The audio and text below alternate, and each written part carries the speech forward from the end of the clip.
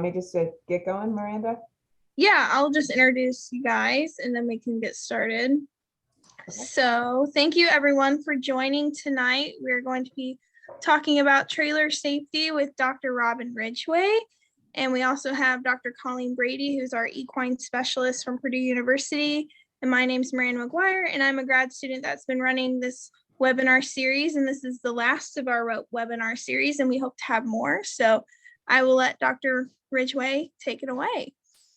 Okay, great. Thank you, Miranda. I appreciate it. And I'm really pleased to be here. This is a great time of year to be covering a topic like this. Everybody's starting to think about show season and moving their horses around. So it's excellent timing. So today I'm going to speak about trailer and tow vehicle safety and maintenance considerations. As Miranda noted, my name is Robin Ridgway, and I'm here in environmental health and public safety at Purdue University. And this presentation is based on a publication that is hosted by Purdue Extension, and Colleen will be sending out information about how to get to that publication after the webinar. So hopefully we'll do okay. All right, so first, a little bit about me. I'm a former USPC member and district commissioner of the United States Pony Club. I own and operate a small boarding facility, been doing that for about 25 years. And I own 3 horses, and this is my Connemara mare named Keeper. The other part of me is my mechanical inclination. My mother, and this is her pictured here, working on my car, because that's what you do when your mom comes to visit, right? You tell her to fix your car. She was an auto mechanic for about 20 years. I have my technical certificate in automotive service from Ivy Tech. I'm a licensed professional engineer, and I have a farm truck that I use on my farm. There's one of my cats.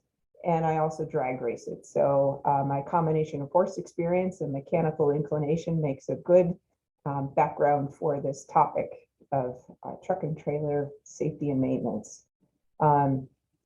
So before we get started, I'd like to do a little bit of an intro poll. I'm not in charge of that, so this is a reminder slide to my outstanding staff. So a poll should have just popped up on the screen for you, and just please indicate which of these choices best describes you.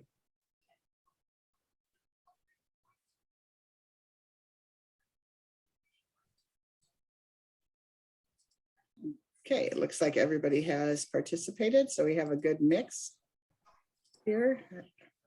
You see, we have 2 people that own trailers, 2 people that borrow trailers, somebody who owns a trailer but's looking for another one or a different one, somebody that borrows a trailer is looking to buy one, and somebody who currently doesn't have access to a trailer.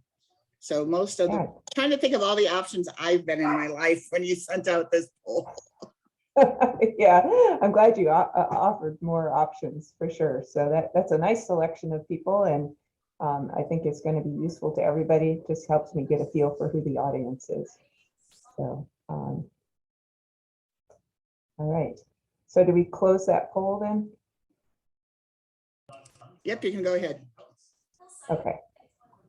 I'm not experienced at polls. So really, you know, the main focus of this presentation is as horse transporters, we do what we can to avoid situations like these. And these are going to be mildly graphic pictures.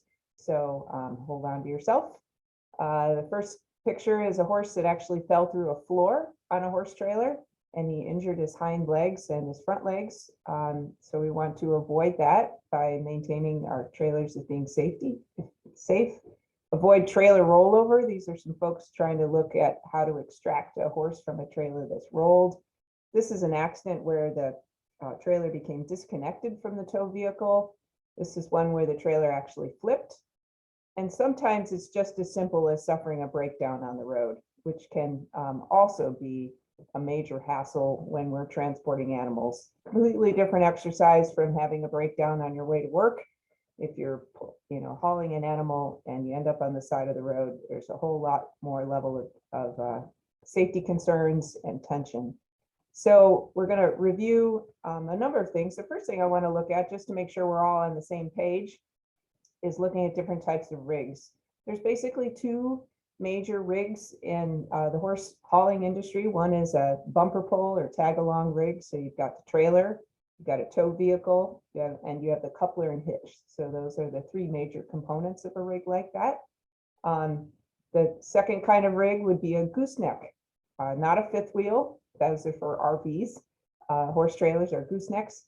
And so you end up with a trailer. The trailer has got a coupler that's over the bed of the tow vehicle's rear axle. You can see that the coupler is right over the rear axle, and it's in the bed of the truck. So same three components, just a little bit different placement of the weight of that trailer. So the most important thing you have to think about is to think about a tow vehicle and a trailer as a system. So they work together.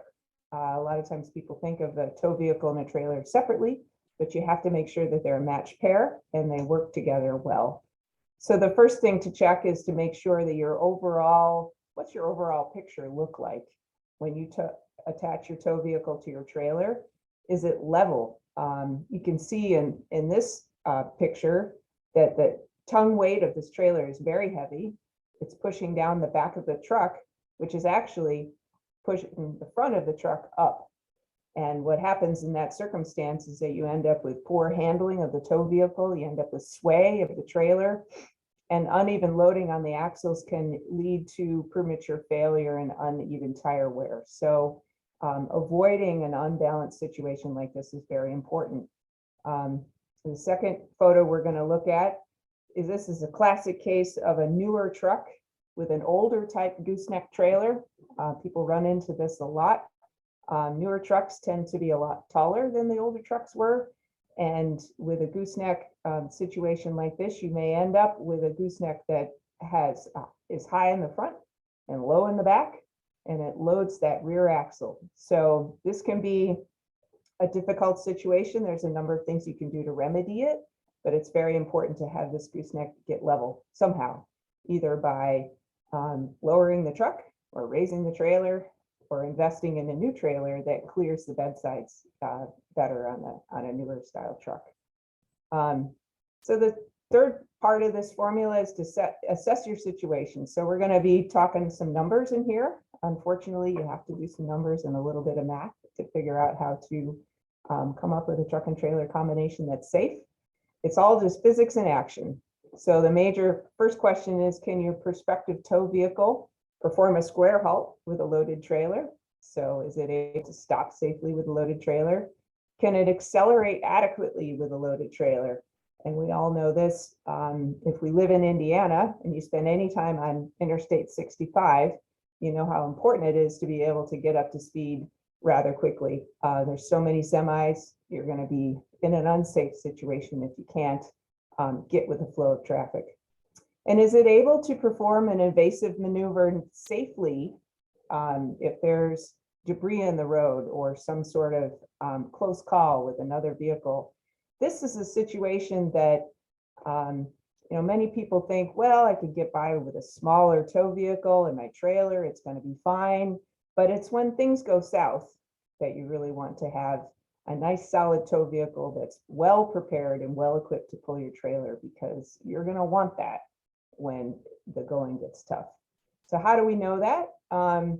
So where would you find out information about your truck or tow vehicle, what it's rated to pull or carry?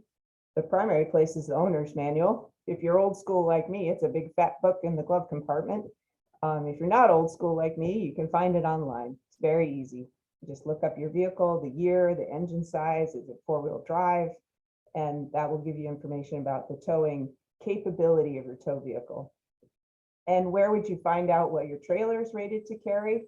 The owner's manual, which may come with a new trailer, or the VIN plate. There's usually a plate on a trailer that shows what its gross vehicle weight rating is. That's how much the trailer weighs, plus all the stuff in it that it's rated to pull. And you put those two numbers together. So let's get ready for a little math. All right, so what do we mean by loaded? That's the trailer, your horses, and all your stuff. And if any of you guys have any horse showing, all your stuff can amount to a lot. So don't discount that. It also includes all your friends. So you might have a whole bunch of friends in your tow vehicle. Horses are not boats. And I say this because horses move around in trailers, boats do not. So when you're looking at weight in your trailer, take the conservative approach, because your boat is not going to shift its weight. It's not going to pick on its friend.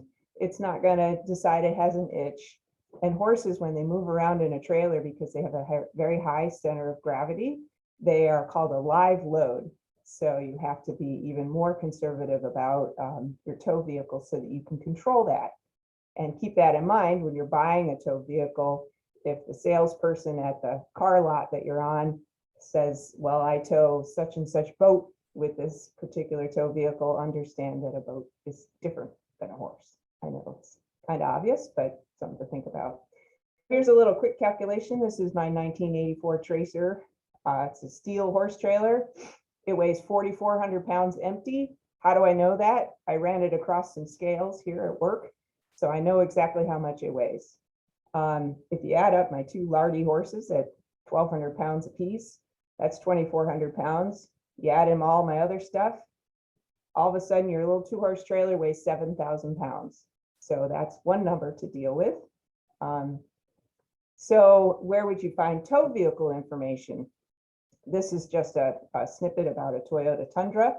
You can see all this information, different engine types, how long is the bed. The particular vehicle we're looking at is a 4x4 Crew Max. And if you look down at this information, that vehicle with all of the stuff in the tow vehicle is rated at 7,000 pounds. And it is rated to tow 9,800 pounds. So mathematically, this is an okay tow vehicle for my trailer, right? So my trailer was 7,000 pounds, and this is rated to tow 9,800 pounds. So that's the numerical point. Again, payload 1,400, towing capacity 9,800, maximum tongue weight 980 pounds. The gross combined weight rating means the tow vehicle plus the loaded trailer, and you need to pay attention to that number as well. Okay, so this is just an example of a VIN plate on a trailer. This is a nice brand new trailer, so everything's really easy to read. Usually what happens in about 5 or 10 years, you can't read this thing anymore. And sometimes you need to call the manufacturer. This trailer is a Hawk. It's rated at 7,000 pounds, so that's the trailer plus the horses. And the weight of the cargo is not to exceed 3,300 pounds. So don't put your elephant in this trailer, because that's not what it's rated to pull. But it is rated to pull 2 horses. So what about hitches? What are they rated at? They also have stickers. So this particular hitch on this particular truck is rated at 12,500 pounds with a weight distributing setup, and we'll look at that a little bit later. With just a regular receiver and a ball mount, it's rated at 5,000 pounds, which is not a whole lot. That's kind of a small trailer. All right, so we've run through a few numbers. The fourth piece that I like to try and focus on is nobody likes to be on the side of the road. So my life's mission is to make sure that I don't get surprised by anything that fails while I'm trying to haul a horse somewhere. Here's just some photos from my friends of various events of having to get towed places. That's my own truck there that decided to die in Ohio.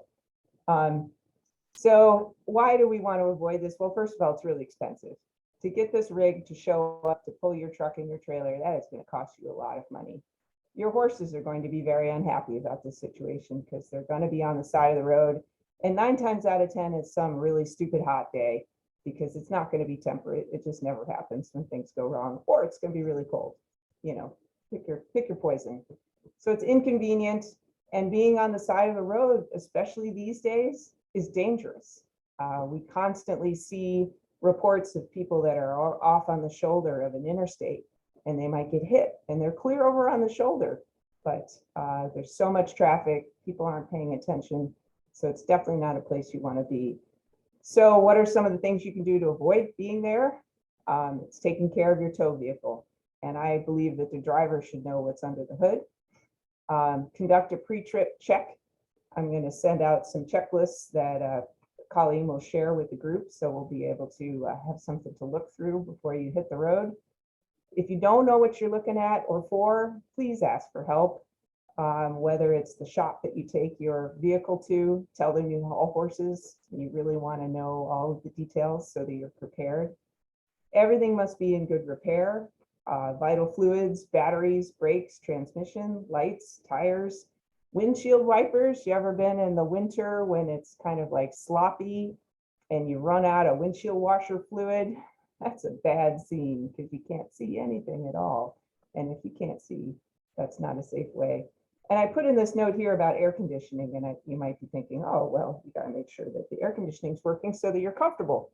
Well, in many vehicles, the air conditioning compressor is connected to all of the other parts of the engine via a serpentine belt. And if the air conditioning compressor, as happened to me once driving to Maryland with 2 horses, decides to freeze up and the pulley fall off, and it wreaks havoc in the engine compartment, that will take your vehicle out and you will not be able to drive. It was not my vehicle, but it was a friend of mine, and she was like, oh, it's air conditioning, we don't really need it. And I heard that pulley let go underneath the hood about 2 miles or 2 hours from our final destination, and I thought, we're going to be here a while.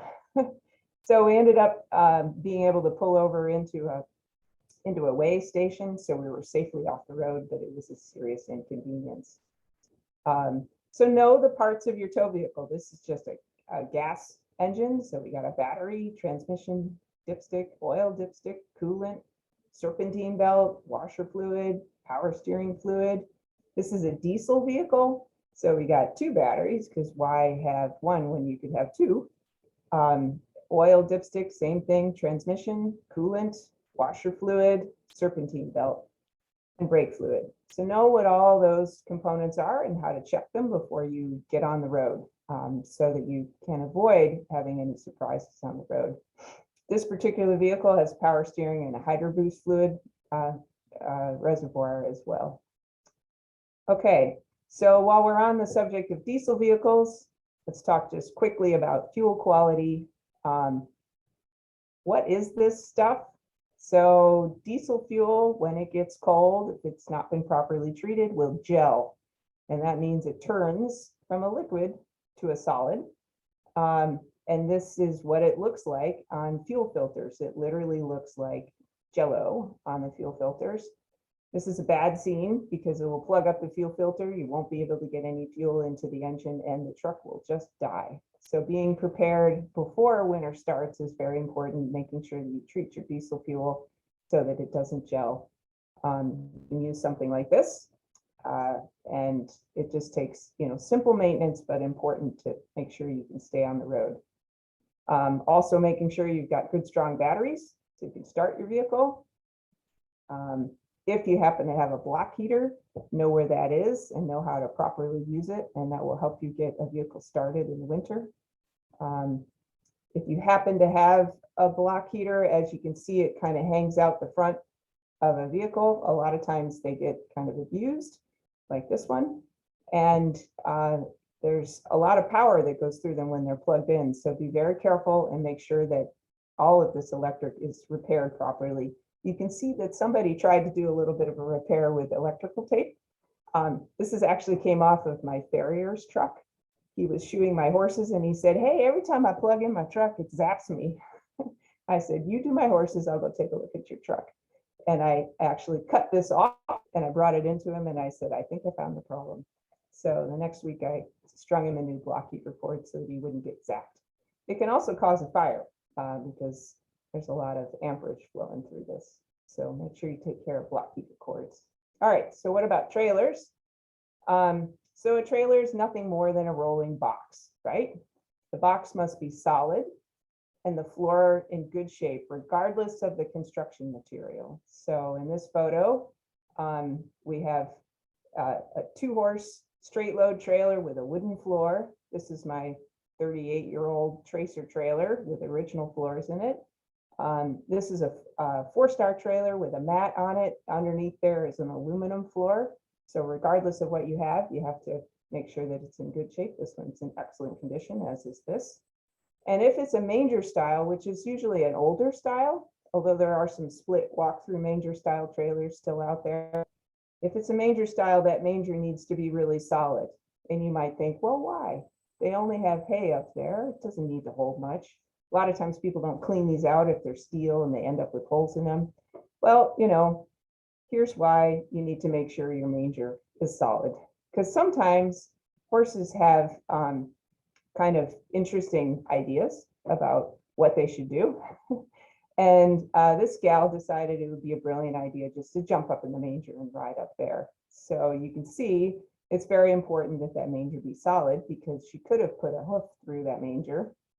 And just about, I don't know, 6 months ago, my own pony decided to try this too. He's 24 years old. He's ridden in my trailer for years. And for some reason he thought, I think I'll just jump up there. And I was like, get out of the manger. What are you doing? You are 24 years old. You know better. Get out. But it can happen. So it's important that everything be safe and solid and not rusty. Okay, so crawl under your trailer and look around. The floor and the frame must be in good shape underneath. Look for rot, significant oxidation, metal fatigue. This is a photo of me under a trailer this past weekend. I was getting some pictures of Rumber Floor, and the farm owner got a picture of me underneath her trailer. So I take it very seriously. Crawl right under there, get a look around, and see what you can see under there, because sometimes people run stuff over. If you're looking to buy a new trailer or a new to you trailer, there's a lot of stories that can be told by the underneath side of a trailer. So there's just a couple of pictures. This is a wooden floor with steel supports. It's nice and solid. The steel looks good. This is the underside of an aluminum floor with aluminum supports. Nice solid aluminum floor, no signs of oxidation or anything like that. And then this is the rumber floor that I went to look at. And rumber is basically a rubber, like a synthetic tongue and groove lumber. You can see the boards here actually fit together like tongue and groove. And this is my neighboring farm's 6-horse trailer. And you can see that it's a heavily used trailer, but this floor is staying in very nice shape. And this is what it looks like underneath. It's got aluminum supports and lots of screws to hold this floor down, because rumber floor can tend to flex and it needs to be fixed in many different places. But this is holding up really nicely. Still also needs maintenance. Nothing's perfect, but it's important to know what it's supposed to look like when it's in good shape. If you have a ramp style trailer, make sure those assists work. They're not just there to as decoration. They're actually a safety item, in my opinion. There's two main types. This one is sort of a leaf spring system. And then a lot of aluminum trailers have the spring that's actually in the hinge that helps you put the trailer up. And the reason that I say that an assist is important is because if you have a functional assist, you can stand to the side to work the ramp on a horse trailer. So this is my old tracer trailer. This ramp probably weighs 200 pounds. It's seriously solid steel. And if I am standing to the side, if my pony makes a bad choice and decides to exit the trailer, I'm totally out of the way. If I'm standing behind the ramp and he decides to exit the trailer, that ramp could come down on top of me, which could cause me serious injuries. It's very unsafe because the horse could back out over the person. So it's really important to have those assists repaired so that you can stand at the side to open and close the ramp on the trailer. Okay, so let's talk a little bit about tires. The writing is on the wall, the sidewall, that is. Tires must be of the proper type and size with the proper load rating at the proper inflation. And what do I mean by proper type and size? I mean trailer tires that are made specifically for trailers. And those are going to have an ST designation. There are some manufacturers that supply their trailers with tires with an LT designation, which is light truck. The operative feature is they need to have nice, strong sidewalls, because most of the trailer's tires job is just load carrying. They're not driving tires, they're just carrying a load.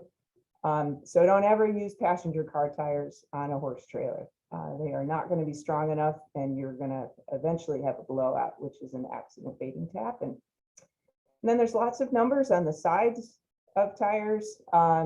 This particular tire is rated to carry 2,540 pounds at 65 PSI.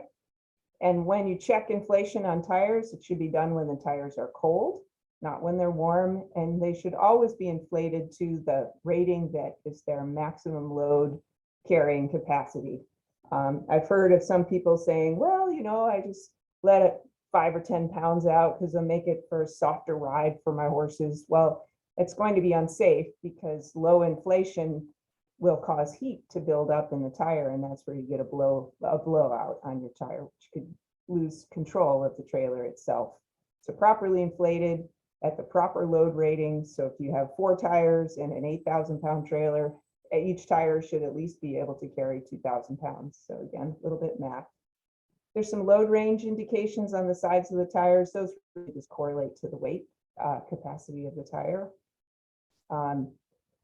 They should also be of the proper age. Believe me, they are going to rot out before they wear out. Because unless you are a commercial hauler and you're logging thousands and thousands of miles a year, trailer tires just don't wear out. Or there might be a problem with an axle or something. So I like to recommend 5 years for horse trailer tires because you have precious cargo back there. So why take the risk? When they get to 5 years and they still look brand new, just give them to your friend with the vegetable farm and the little trailer that he hauls dirt around in. Because if you get a blowout in that, nobody gets hurt. And he'll be happy as a clam running on his Goodyear marathons, running out in his garden. It's just cheap insurance.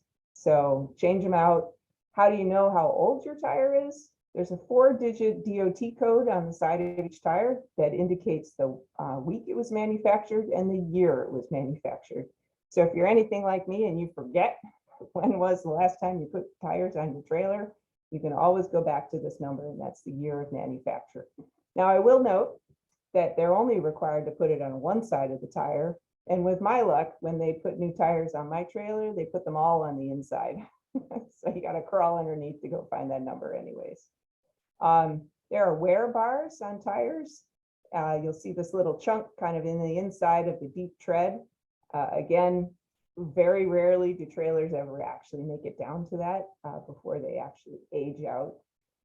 If you have a tow vehicle that's a dually, the inside dual is very difficult to inspect and usually doesn't get the love that it needs. So if you have a dually, make sure you give that inside dual tire a little bit more extra care and attention.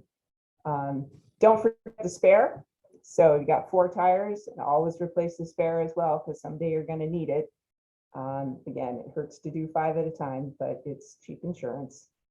This is a great resource. Maybe Colleen can email it out. This is the National Highway Transportation Safety Administration, and they list tire recalls and complaints. So if you're looking for new tires, it's a great place to start to see if there's any ones out there that you should avoid. So that's all about tires. Here's some information, just a few photos about really bad tires. Like, yours should never get to this point, but this is definitely a danger sign. You can see all these cracks in the sidewall. It's not going to take much for that tire to fail. And tires, also trailer tires in particular, I didn't know this until a few years ago, but a lot of times where they crack is on the inside of the tread. Like most car people are used to seeing this kind of cracking on the sidewall, but sometimes they don't crack on the sidewall, they just crack inside the tread. So you have to take a look at that very carefully. So are you purchasing a new or used trailer or thinking about it? Straight load or slant load? Gooseneck or bumper pull? There's all kinds of debates about which one is better. Actually, we got a poll coming up that has to do with that, so I'm interested in seeing what your answers are. Always, always, always get it inspected by a professional before purchase. You could inadvertently be buying a trailer with structural damage. People run over stuff all the time. You could be inheriting costly catch-up on maintenance. So you might be thinking you're getting a great deal, but then you find out that all the bearings need to be replaced and the lighting is junk and the brakes are junk.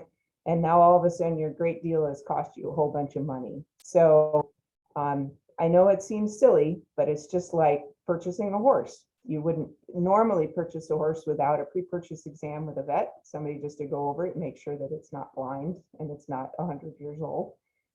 Get a professional to inspect that trailer before you buy it. It'll be well worth it. Consider design issues. New is not necessarily better. Remember, these trailer manufacturers make trailers for all kinds of things, like ATVs and cars, and also for your horse. And those kinds of cargo may not have the same needs. So one of my pet peeve new design features are ramp load trailers that have latches like this. You can see that there's a handle in the middle. There's a bar that reaches all the way across. And there's two things with this kind of setup. Again, if you have an ATV, not a problem at all, because your ATV is not going to leave the trailer all of a sudden. But if your horse tries to leave this trailer and you're unlatching or latching this particular ramp, you are standing right in the middle, and there is no way to do it without standing right in the middle. The other thing is, when this ramp is down, these bars have little hooks on the end. And I don't know about you guys, but my horses half the time step off the side of the ramp, either in loading or unloading, and those hooks stick out right on the side. So this is very frequently a default design on newer trailers. So keep your eye out for that. It's not the best, in my opinion. So some of the other considerations are, again, for straight load trailers, where do the butt bars latch? This is a very expensive new trailer, and it has a design that you latch the butt bars in the middle. So what am I doing here? I am having to stand right behind my chestnut mare while I'm doing up this butt bar. So what if she decides to have a little argument with the pony next door and she decides to kick? Well, who's right in kicking range? That would be me, because I'm standing right behind her. I vastly prefer this kind of setup where the butt bars latch on the outboard side, so you can stay out of kicking range while you're latching them. As well, if your horse decides to have, as an old friend of ours said, a Betsy in the trailer, you can just drop the bar and let them figure it out and save your time to call the vet if they end up getting hurt. But you personally are not involved.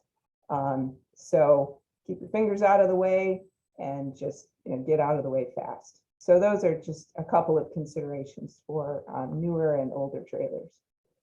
What do you do if you're on the side of the road? Did you want to do the poll on trailer type?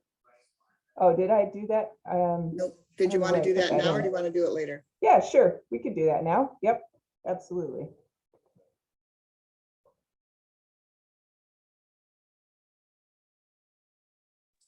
Just launched a poll on which type of trailer you think is safer to haul.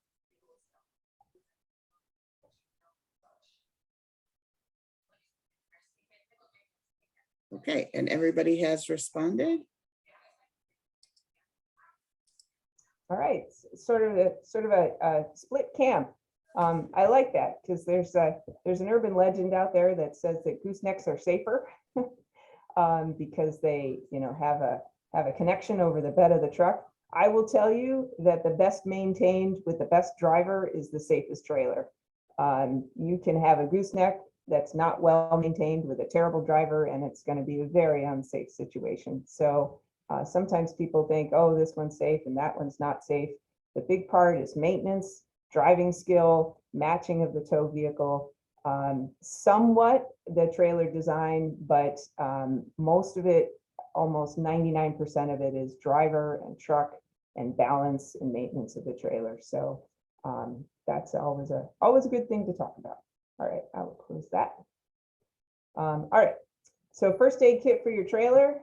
You should always know how to change the trailer on your own trailer or on the trailer you're borrowing, because I know there's a few of you out there. I threw in this slide because this is my friend's fancy 4-star trailer, and she got a flat.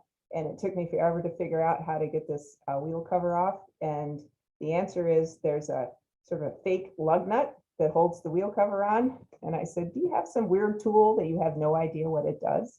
And she went in her dressing room and she pulled out this weird tool, and I was like, aha. And it took off one of these kind of fake lug nuts, and then you could get the wheel cover off, and then you could get to the lugs on the tire. So it burned up some brain cells on that day. But luckily we were in my own barnyard and we weren't along the side of the road, but it would have been nice to know ahead of time. So know how to do your own trailer or one that you're borrowing. This is called a trailer aid, which is really nice if you need to replace a tire, put a spare on. You basically, with a dual axle trailer, you roll the front wheel. If you had a flat on this one, you roll this wheel up onto that trailer aid, and that leaves the second one kind of hanging in the air so that you can change it. You can do this with horses on board. It's very stable, so you don't have to unload everybody. Other items that are good to have on hand: a sledgehammer in case you get a blowout and it takes out the fender and you can't get the wheel off because the fender's all mangled. Well, you might have to beat the fender into submission. A floor jack is always nice too, just an added element. Safety triangles, ratchet straps for closing doors that won't stay closed, for tying up something so you can get somewhere safe. Duct tape, always a good thing. Second spare if you're traveling far from home. A lot of times you'll have a blowout in one and it'll take out your other, and then all of a sudden you need two wheels. That's not terribly fun. And there's a bunch of lists available on the internet. I can dig some up and share them with Colleen and then share them with you guys. Just good things to have on hand. And I always say the best things to have on hand are things you never have to use. So when I haul cross country, I haul a whole bunch of equipment, and I am absolutely ecstatic if I never have to touch any of it. Then it's a successful trip. So having the right equipment, pry bar to get a wheel cover off, a four-way tire iron, a towel, to wipe things off, rubber mallet for getting the wheel cover back on. What's in the trailer wheel? There's a bearings. So these bearings are repackable, so they get repacked every year. And I repack every year regardless of how much I use the vehicle. It can absorb moisture and the grease can dry out, so it's important to maintain it. If they are unit bearings, they need to be inspected every year. There's lug nuts and wheel studs. This particular tire or wheel does not have wheel studs, but most of them do. There's valve stem and cover, and it's important to know all those parts. All right, so let's talk about hitches. So the bumper hitch system is just sort of an anatomy, the parts of it. You have your coupler. This particular coupler needs a locking pin. You have a ball and the mount. You have the electrical connection, which feeds your lights and your electric brakes. So most trailers have electric brakes. Large trailers, I mean, more than just your lawnmower trailer. The lights must work. You have an emergency breakaway cable that is properly connected and will power the electric brakes if the trailer becomes separated from the tow vehicle, as long as your battery is charged. We'll talk about that. Safety chains for the loaded weight of the trailer, and this keeps the trailer with the tow vehicle. And you may say, well, I don't want it with me if it becomes connected. I don't want any part of it. Well, remember that you have a responsibility to other people on the road, and it's important to keep the vehicle attached to your tow vehicle so that it is not flittering across the interstate, endangering other people. And I understand it's got your horses in it, but again, we have an obligation to other people on the road to make sure that we are operating safely.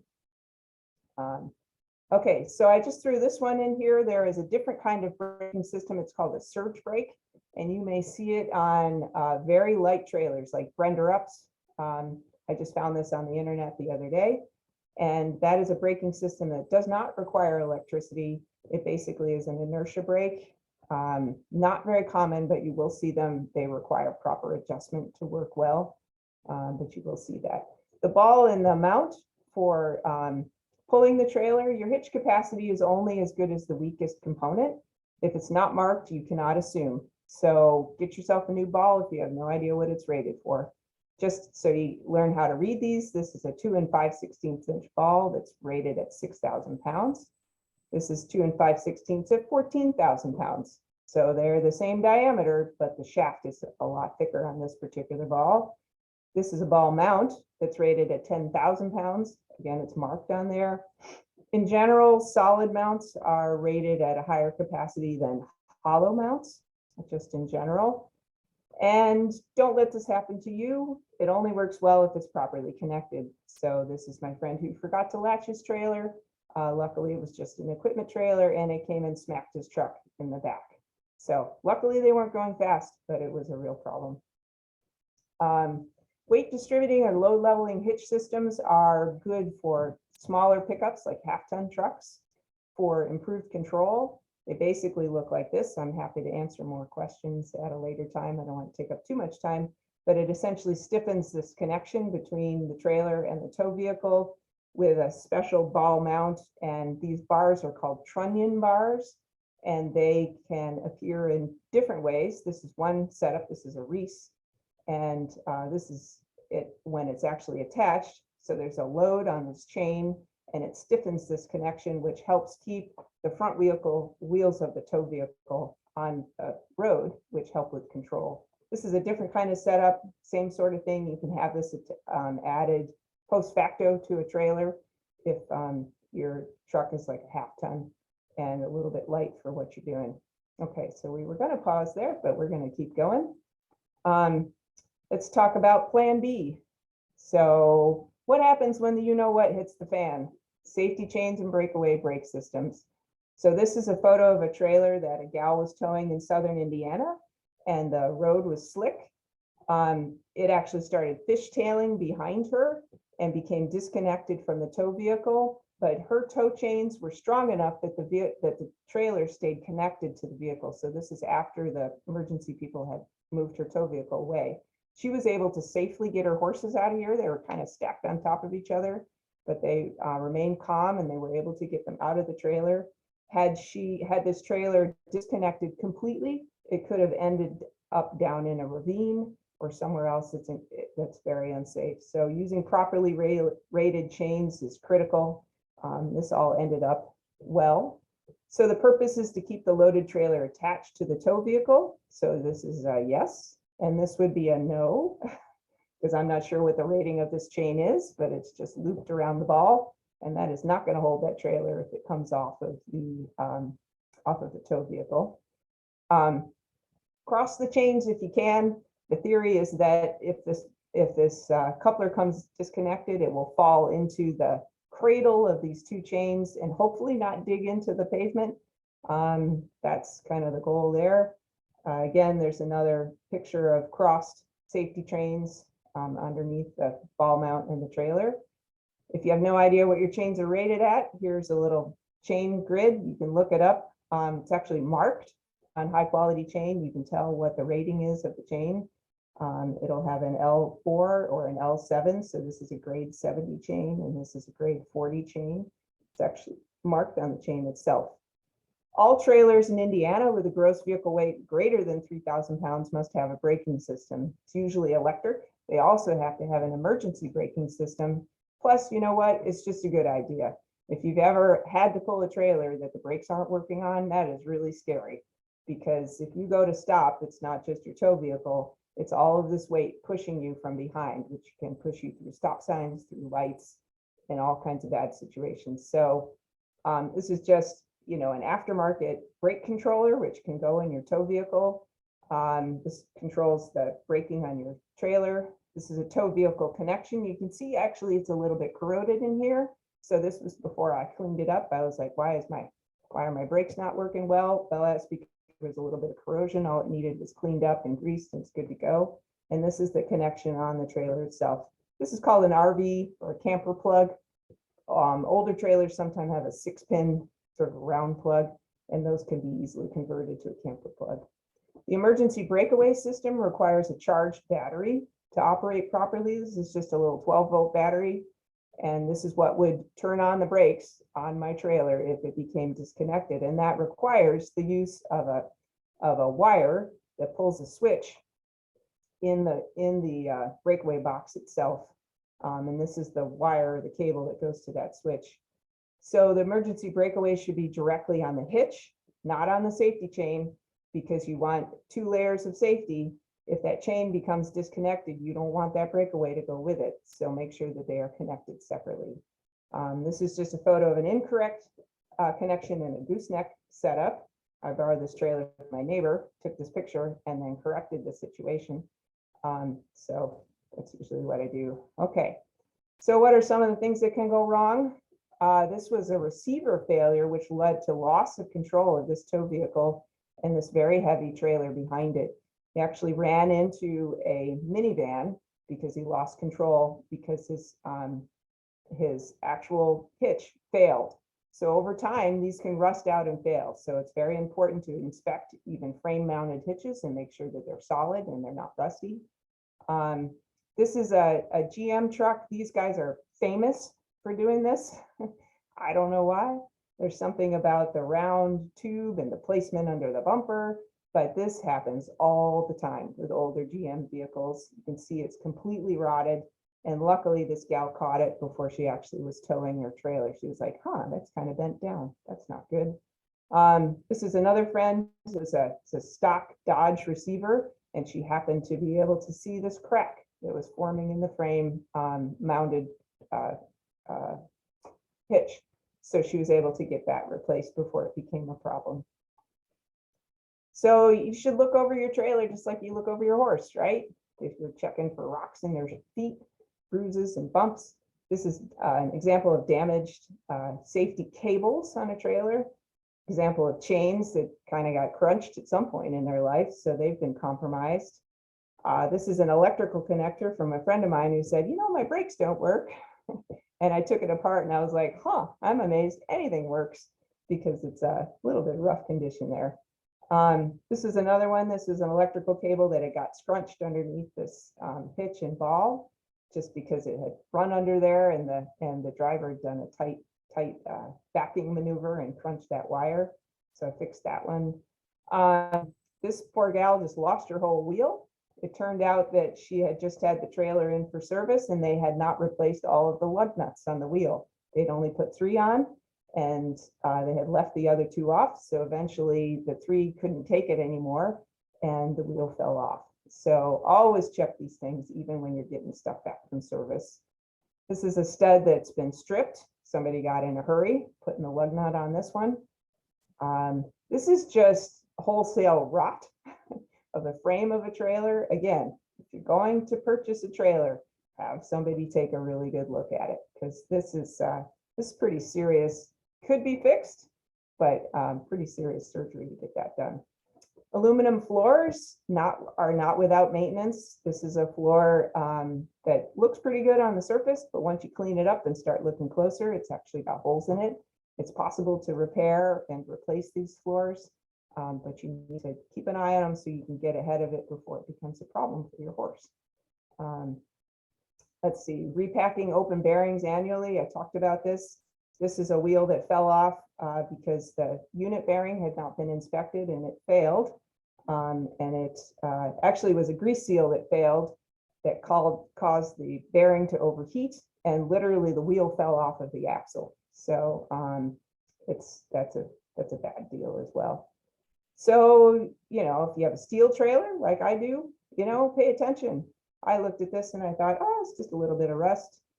And then I started looking closer and I sent it to my welding friend, and it was not very minor. And he ended up doing complete rebuild of the back of the trailer. You can see that he's rebuilt all of this, including that section. I mean, it saved the trailer, it's fine, but it was important to get it repaired properly. So now it's good as new. But sometimes trailers are just done. This one just decided that was it. And this is a common place of failure for goosenecks in this particular juncture up towards the front. This trailer just decided it had it and had to be, that was the end of the line for that poor thing. So making sure that you inspect your trailer regularly, get it to somebody on an annual basis to have them crawl around and inspect it. It may feel silly for something you don't use very much, but you're towing your horses around in there and they are very precious to you, and it's worth that money to maintain a vehicle properly and make sure that it's safe on the road. So that's just sort of an overview of that. So in summary, the list of causes of horse trailer accidents. Number one is tire blowout or loss of a wheel. This can, obviously you could have a tire blowout if you hit debris in the road. Nobody can avoid that if there happens to be something. But most times this happens because they're old tires, they're underinflated. The loss of a wheel can happen with poor maintenance. Again, sometimes it's just bad luck, but many times it's avoidable. Poorly maintained equipment or lack of maintenance. The wrong tow vehicle for the size and weight of the trailer. Again, it's easy to go straight, but it's difficult to turn, to stop, to maneuver. You really need the proper tow vehicle for all of those instances. An inexperienced driver. So if you're going to be hauling a horse trailer, know how to hitch, unhitch, back, turn, and control a trailer. And think about to yourselves, how many of you can back a trailer? And it's such an important skill because especially these days with GPS, quite often it will take you down a path that you don't want to be on with a trailer. And knowing that you're able to turn that trailer around is a very, very useful skill and important when there's difficulty in the road. So make sure that's a skill that you have. Find a big parking lot and practice. Have a competition with your friends, who knows, put up some cones, make it a good time, practice when it's not important so that you can use that skill when it is important. Driver fatigue, of course, is a big one. It's a big deal when you're driving a car, even a bigger deal when you've got a trailer and horses on board. Incorrect hitching. This is the number one cause. A 2 5/16 coupler will rest nicely on a 2-inch ball until you hit a bump. Okay, because the tongue weight of the trailer is enough to hold the trailer on top of the ball. You hit a bump and it becomes disconnected. And always double check lights and hitch for full pulling out.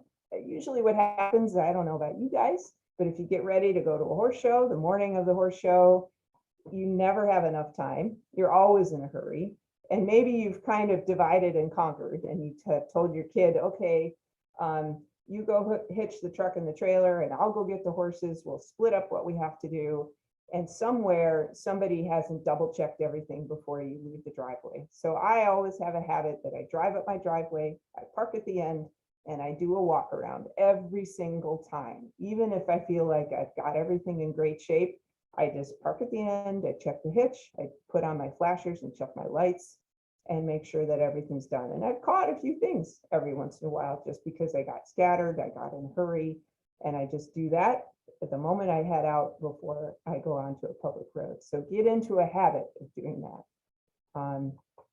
So with that, I wish you all happy traveling. And I think we have a closing survey in the chat box, right, Colleen? Yep, it's there. Go ahead, Miranda.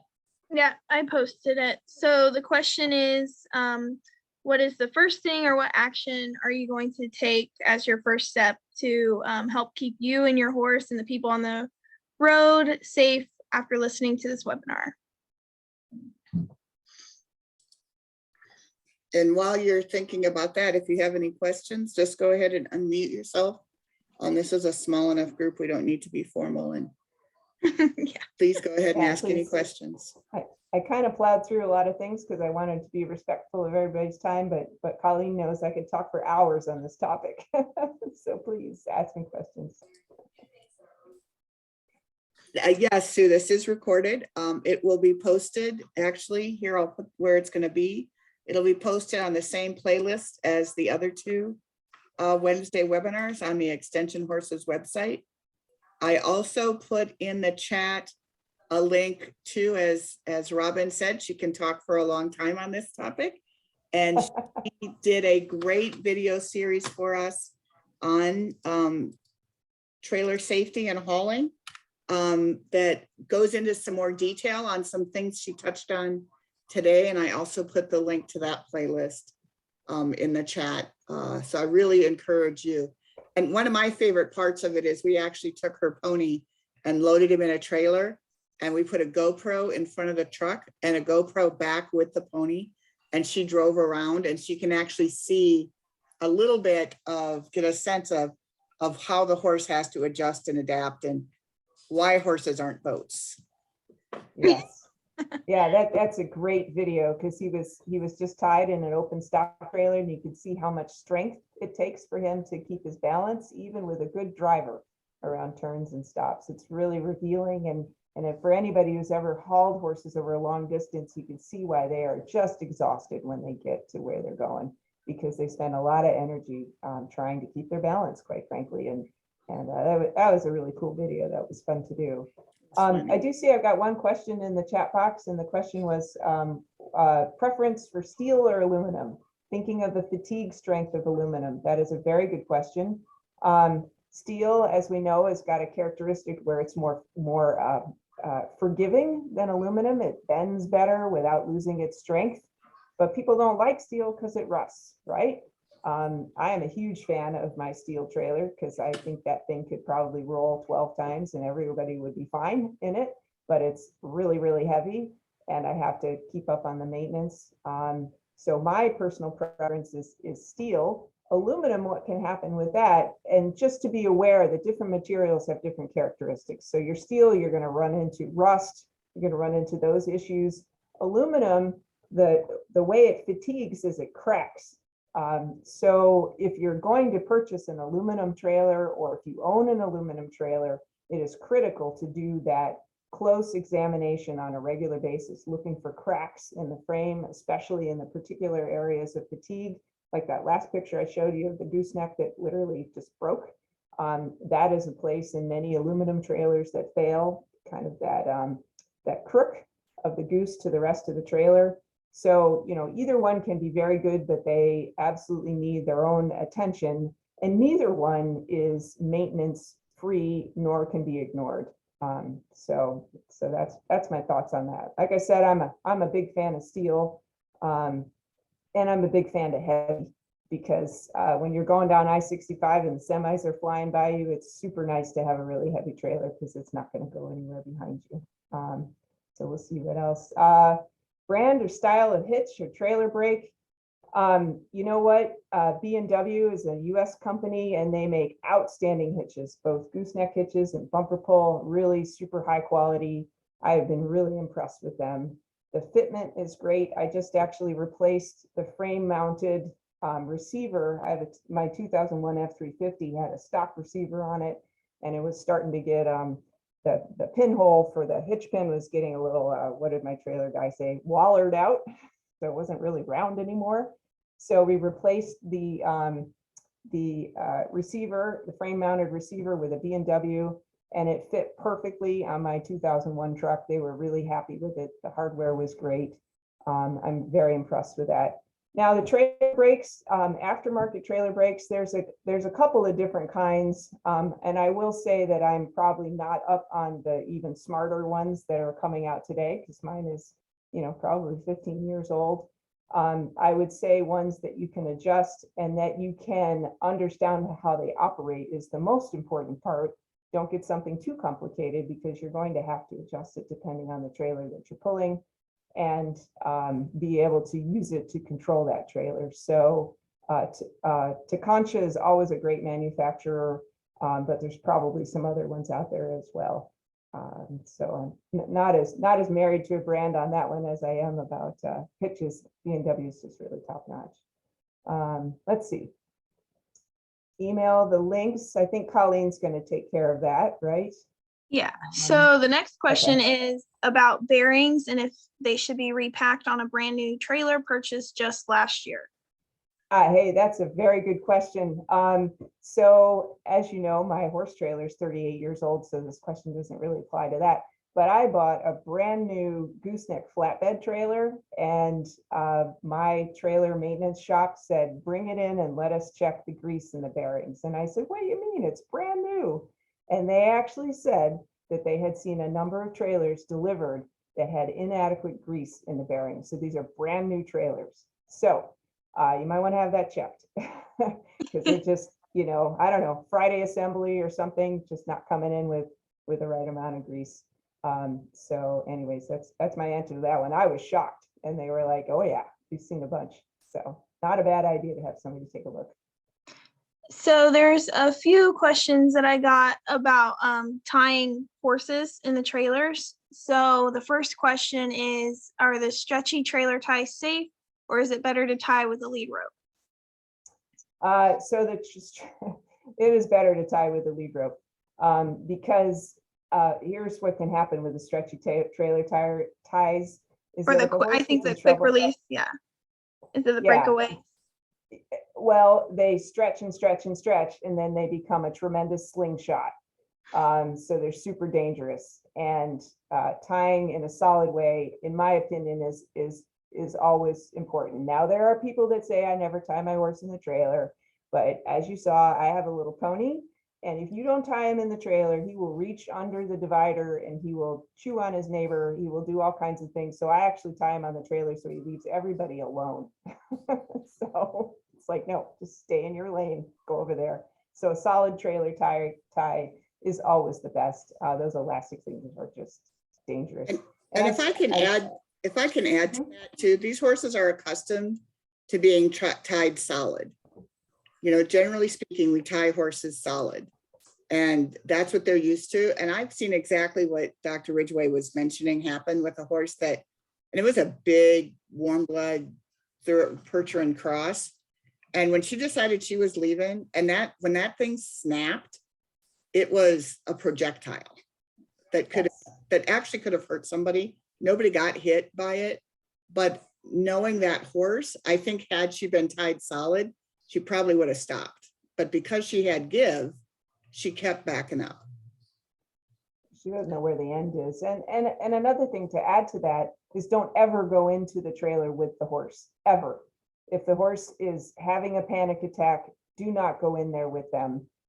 If they are panicked because they're tied or something's going on and you can cut them loose from the outside, you can do that, but do not ever go in the trailer with a horse that's having a panic attack. You will get seriously, seriously hurt and potentially killed. And I know it's very hard to stand outside and think, oh my gosh, they're, hurting themselves this way or that way. But it's so incredibly unsafe. I cannot even tell you how many people have been hurt and killed because they go in and they're like, oh, my baby, I got to save it. And that horse is not thinking about your safety at that time. So please be cautious and do everything from the outside. Teach your horses to self-load. Again, just don't put yourself in a bad situation. So the second question I got with the tying horses is the safety of hay nets while hauling. I've heard that they are dangerous for eye injuries when the window is open when hauling.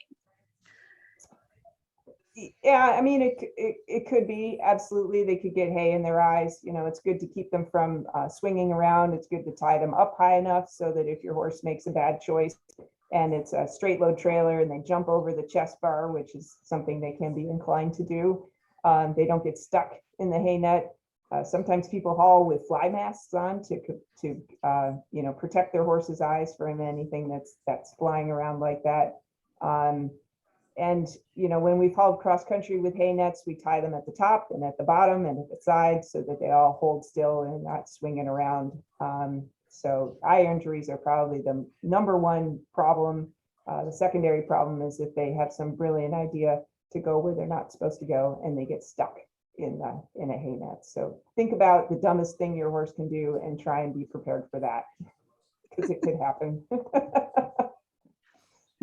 So the last question we have is, have you heard of worm or WERM flooring, and what is your opinion of it?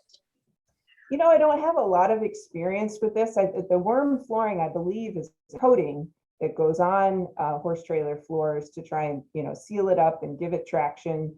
The only experience, honestly, that I have is, I think, Colleen, this is very similar to the coating that we have in the large animal hospital at Purdue in the main aisleway. So it's nice when it's fresh. But if you're thinking about it, here would be the things I would look out for.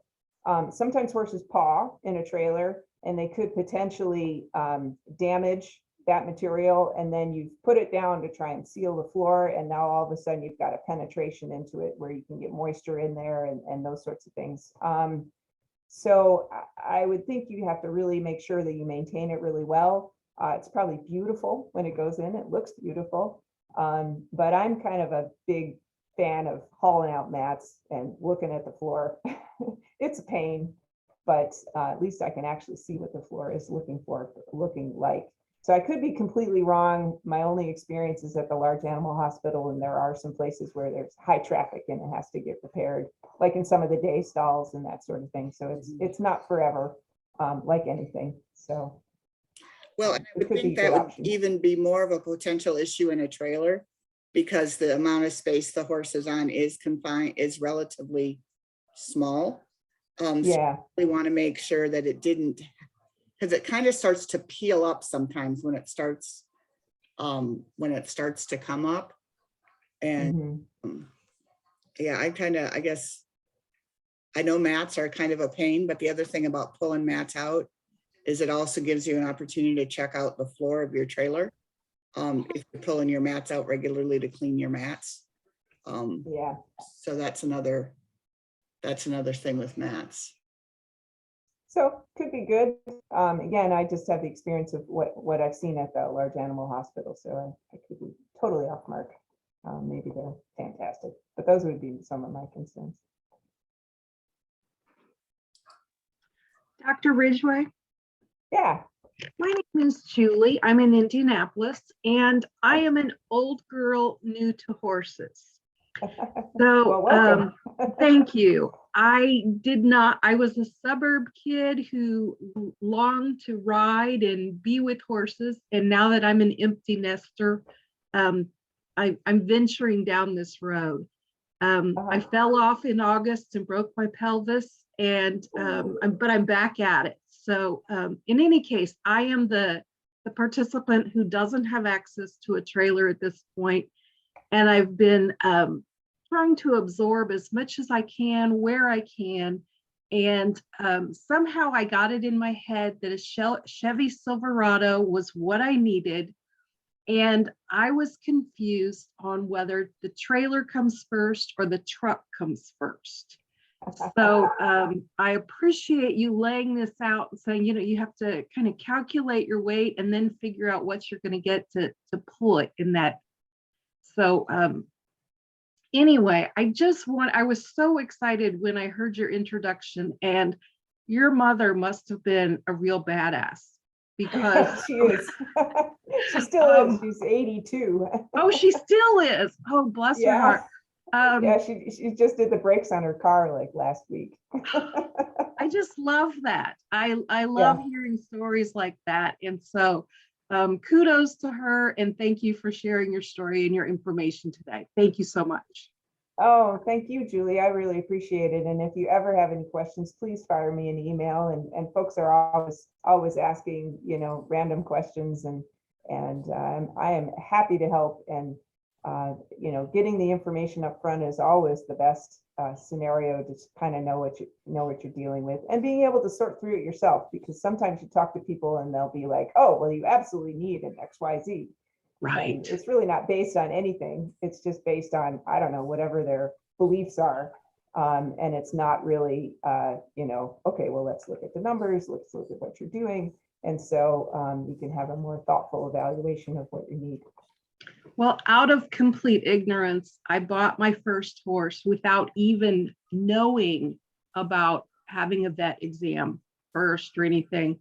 I bought a lesson horse from the barn that I was working with at that time. I think they were flipping horses is really what I think was going on. But he came in and I rode him for a few lessons, and I thought, oh, this is the greatest horse ever. So he was up for sale, and he's mine. We are now at a different barn, and and he's a quarter horse. He just turned 18, so he's very good for me and my skill set.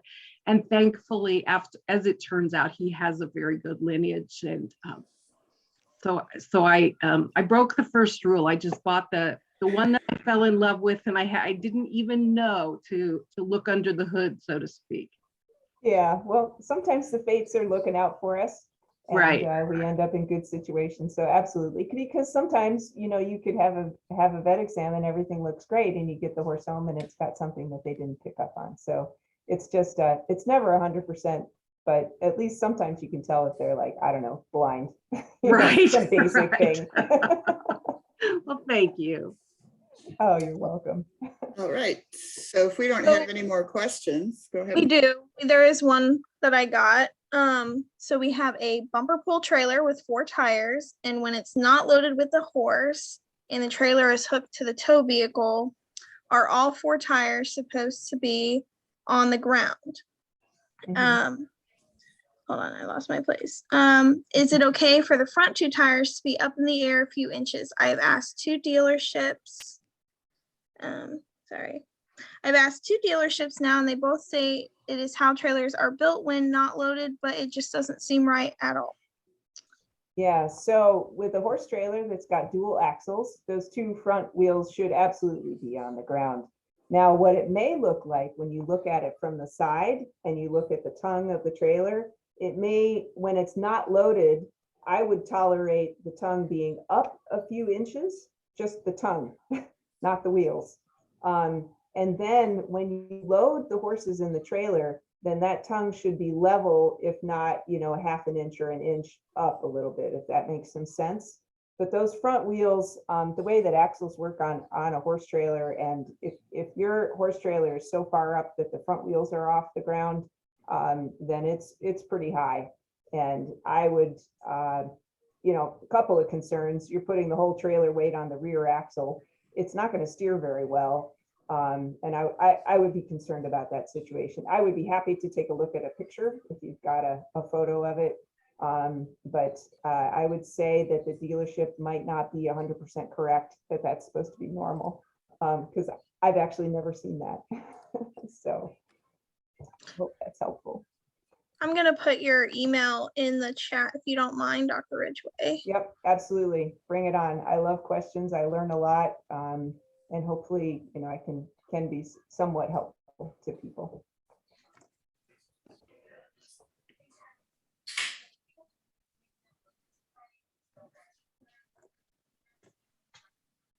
Okay, I'm going to go ahead and stop the recording.